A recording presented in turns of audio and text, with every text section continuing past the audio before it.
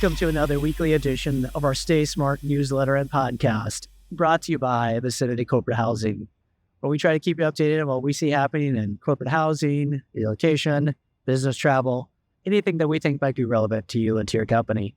It's a dreary day here in Wichita, Kansas for our second edition of our StaySmart newsletter podcast. We have some good information this week. The first one is about Blueground, the franchise partnership with Mitsubishi Estate in Japan. Obviously, Blueground's been in expansion mode. They've made 3 acquisitions in the last year to 18 months. This is just a different vehicle for growth. They're doing a franchise partnership to furnish some 12 or 13,000 furnished apartments throughout Japan with Mitsubishi. Be interesting to see how this franchise partnership works with. I have some history with the franchise model, so be interesting to see how this works out for Blueground. The second one is we saw about a week ago a federal judge agree with the government and blocked the JetBlue's acquisition of Spirit Airlines. JetBlue has said, we need to be able to acquire Spirit so we can compete with the other big 4 airlines. But this judge says that's great to decrease competition, raise prices for the consumer. Obviously, JetBlue has already appealed this decision, so I'm sure there'll be more information to come out on this. But we haven't seen Spirit Airlines seems financially in trouble without this acquisition. They have some debt coming 2025. So be interesting to see how this works out for Spirit Airlines in particular. And then the next article is about AirDNA, acquisition of Uplisting.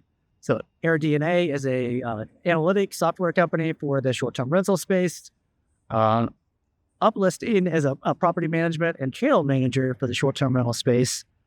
So this will be interesting to see. AirDNA is trying to become a one-stop shop for short-term rentals. AirDNA was acquired by Alpine back in 2022. So they're obviously in growth mode, but they really want to get into that, one-stop shop for all short-term rental operators. So it'll be interesting to see how that works out. And then finally, there was a really good article from the New York Times about how the lack of existing home sales last year in 2023, how that affected multiple industries, really how that had the, trickle-down effect.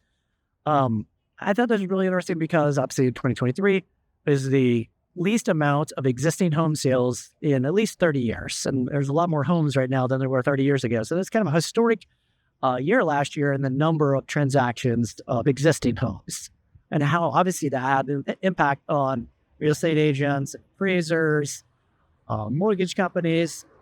But then the article really talks about how the trickle-down effect on furniture companies, appliance companies, and it mentions Home Depot, how it's affected Home Depot because people don't have a need for home repairs, storage companies, ourselves, furniture rental companies, housing. We really just saw a decrease in relocation. So relocation companies had a slowdown in that. Housing saw less people relocating, less need for temp housing.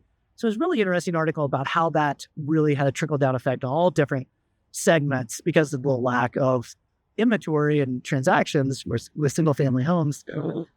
Hopefully we'll see, mortgage rates, they peaked in October. They're coming down a little bit. So hopefully we'll see the Fed make an adjustment, and then we'll see a little bit of a thawing of that segment.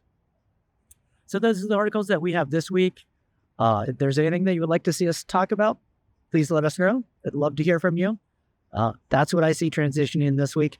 Take care, everyone.